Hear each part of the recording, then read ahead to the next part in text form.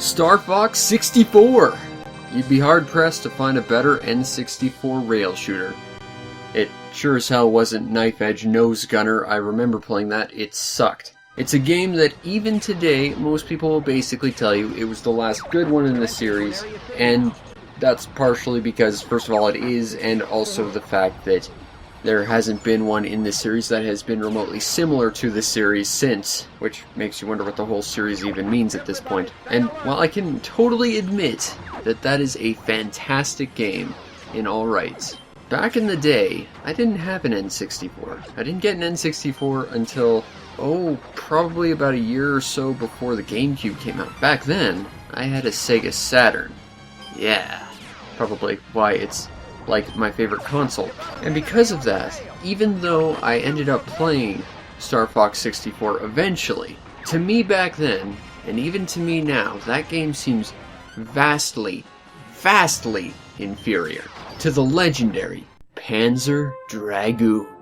And it took a long-ass trip to get to this point, but I mean, I had to talk about this topic at some point. It is the whole focus of the video. Anyway, the story follows our boy, this guy, who is presently on a hunting expedition with two buddies. They notice a flying battleship off in the distance, and that gives a wild creature enough time to knock off one of his friends. Out for revenge for knocking his friend off his horse thing, he goes after it and chases it to a cave, which turns out to be much more than a cave. It is the remains of a very large downed battleship, and it's not as dead as first impressions would lead you to believe, because the anti-intruder defenses were to life and kill both that creature and now set its targets on our boy, this guy.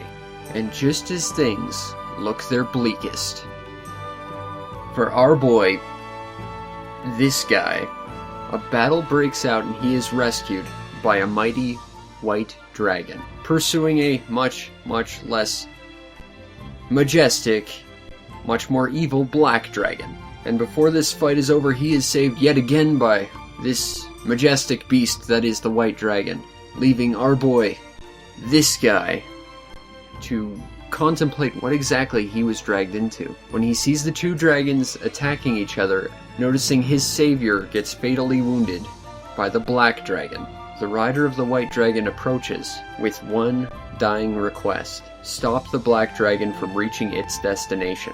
So now our boy, this guy, heads out on the majestic white dragon to stop the black dragon from completing its mission and inadvertently saving the world. And that is just the start of the story of Panzer Dragoon. So much said in so few words, and while there are plenty of cutscenes along the way that sort of develop the plot and talk about how there's like a evil empire that's out to get the white dragon and ultimately trying to help the black dragon, there's a lot more story going on just in terms of the actual world it sets up. The environments are just gorgeous and they sort of lead into one another. When you finish one level, you see the start of the second level. It's like there's no downtime between levels in terms of story, and that the world is one giant interconnected mass. It's like one giant living, breathing entity in and of itself, and the creatures in this world are mysteriously both biological and mechanical. So even just from the visual design and progression of the game itself, it tells you a lot about the game without using words. And then, of course, there are the cutscenes which do use words, so there is that too. When you start into the gameplay proper, oh god, that music. That song from the very first level.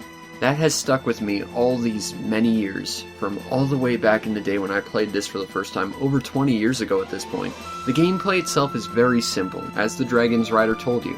His dragon knows the way, and as such, his dragon will take you all the way to the final destination, where the black dragon is going. And in between then, you have to handle everything that comes at you by following in Lock-On Stratus's footsteps and targeting the enemy and firing. The overall controls are very simple. You control both the targeting reticle and the dragon with the control stick. You can fire with the A button, or if you hold it down, you can paint targets with the targeting reticle and use your dragon's mystical instant tracking laser breath to kill all the enemies. You also have to use L and R to look around you, which makes it a little more complex than your standard rail shooter, because not only do you have to worry about shooting targets and you know, just covering them with your reticles so you can shoot them. But you also have to worry about targets to your sides and behind you. Now the nice thing is you are given a radar at the top right of the screen that'll show you threats that appear as yellow dots or orange dots if they're bosses or really big entities, which means that some of the more maze-like environments won't get you completely lost, which is fantastic. And it also means that you're not simply looking in one direction the entire time. You can look around you in every direction and admire the beauty of this world. And there's a lot of it to admire, let me tell you. As I mentioned, there are also two different types of shots. You've got your dragon's homing laser, which can lock onto, I believe, a total of 5 different enemies at once, or the same target 5 different times to do more damage. Or you can just rapidly fan the hammer and just shoot your little laser blaster. And from my experience, there are specific situations where you'd want to do one over the other. There's very much a strategy to it. For example, you want to use your dragon's targeting laser breath for enemies that are escaping your field of view or maneuvering around you rather quickly. It's basically a guaranteed instant kill for standard enemies. Whereas for bosses or other things that you just want to lay into, you definitely want to fan the hammer of your gun, simply because you're going to do more damage that way instead of having to wait for your lock-ons to, well, lock on. There's definitely a strategy to shooting. It's impressive how much strategy it happens to squeeze out of it. And as I mentioned, in this world, it is beautiful, and I always like this one part. It looks like a version of the White House, except it's flooded, and then you get to fly inside, and oh god, this game is just fantastic. But genuinely, I've already talked about, like, all the gameplay to Panzer Dragoon. There's not really much more to say, and yet there's so much I want to talk about. Just about how gorgeous this game is, and how much of a classic it is, and how much it sticks with you, from the environments that you end up flying through ruins and military bases, all on this one singular goal, to even a level that is just a straight duel with the Black Dragon. And I just have to commend this boss, the Black Dragon, because it's fantastic. It's, going back to the story, it creates an enemy that you don't need words to describe. You see it's a big, black, angry looking dragon that tried to shoot you early on. It doesn't care that you're, you know, just a civilian at the time. It just knows it wants to destroy stuff, and that's fine. But likewise, it ends up showing up in like every single level of the game in some way or another. Either just to taunt you or to just fight it out with you, and even then, you get little bits of, this is very clearly a bad character that we're supposed to go after. Like, you end up fighting this dragon in a, you know, desert, and you fight it to the death, and it just turns around, flies directly at you, looks you directly in the eye, turns around, and then blasts off as it, you know, you just poured your heart and soul into trying to take this horrible thing down so it doesn't complete whatever doomsday plot it has going on, and you didn't even phase it. Like, they just set up a fantastic villain here, and there's like 2 whole levels that are just fighting this thing, that just kind of cement how much of a big bad this villain is. This game's great at setting up villains, and it's great at just creating a world that you want to be interested in. Kind of like how I mentioned earlier, the creatures are both biological and mechanical and just sort of mysterious and interesting, and you want to just sort of explore this world and just see what's out there. And unfortunately, you can't do that. There is an RPG in this game, which I assume lets you. I wouldn't know. That game costs like $1,000, and I'll probably never get to play it. Really trying not to cry about that fact, because that is a combination of Panzer Dragoon and RPGs, like the 2 greatest things ever, and I'm never going to get to experience it. That sucks. But the world it sets up is just fantastical. The creatures are amazing. Oh, and yeah, the creatures are so amazing. You're flying on a dragon, and it feels like you're on an actual, believable, living creature. Like, as you move, it will start like swaying up and down to sort of simulate realistic sort of dragon movement. And as it takes damage, it won't be able to hold a steady flight path, and it'll start sort of weakly sort of tilting side to side just to try and stay upright. It very much creates a sort of believable character in this dragon, and damn, this dragon is awesome. And hey, a little bit of extra research, they named this dragon after me. So shoutouts to the White Solo Wing Dragon. You might very well be, in fact, you know what, screw it, you are the greatest creature in games ever. You just surpassed Agro from Shadow of the Colossus. You created a lovable, believable creature with so much personality without ever saying a word. And can your Skyrim dragons shoot laser breath? I don't think so. They can just shout really loud. This guy has homing lasers. Clearly clearly the solo wing is the best dragon. But yeah, this game just has very simple gameplay, but at the same time it's just an absolute classic, and everything about this game is just quality. I cannot think of... No, wait, I can think of one thing about this game I don't like, and that is there are limited continues, and there are no checkpoints in levels. And levels later on get really, really hard. This game basically likes to think it's an arcade game, so it gets real tough later on, and, well, you're gonna wish you had more lives than you did. But bright side, first time in 20 or so years, I actually managed to finally beat this game.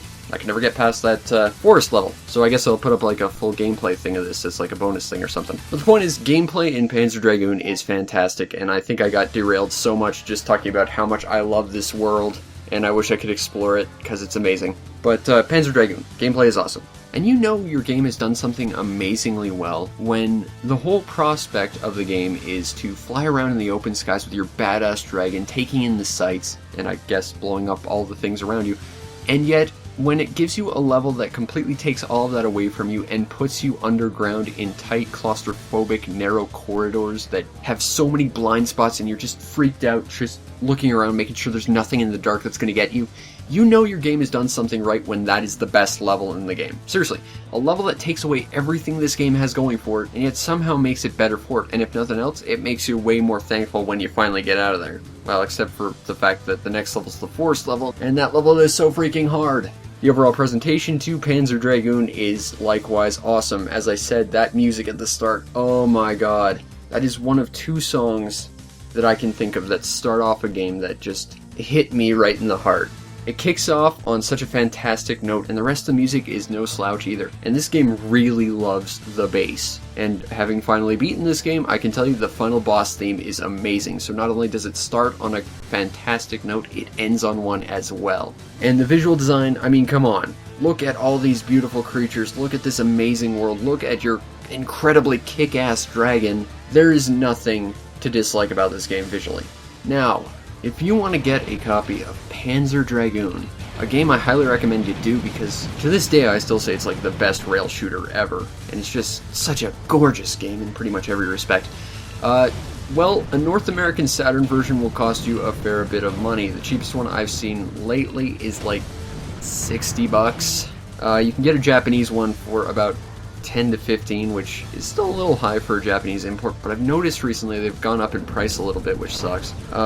There was also a Japanese PS2 release, which apparently looks a lot better, and there was even a version of this apparently unlockable on the Xbox Panzer Dragoon game, which I really have got to find a copy of that, but I hear that's also the PS2 version, so it'll look a little bit better, I guess, but you're still getting this fantastic game. Plus you get another one with that one. And from what I've seen, that's about $30, so that's a bit more affordable. It also got a direct sequel.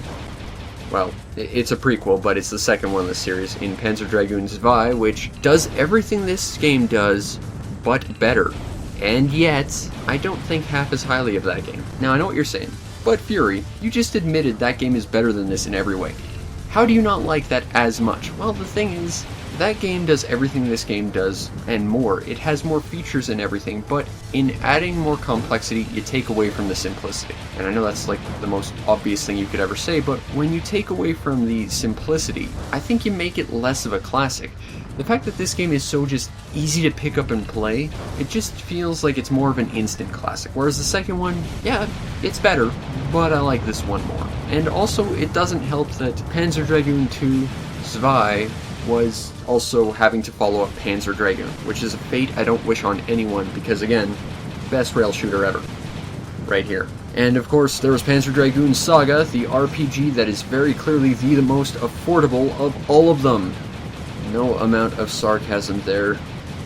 Still genuinely trying not to cry, knowing that I'll probably never get to play it.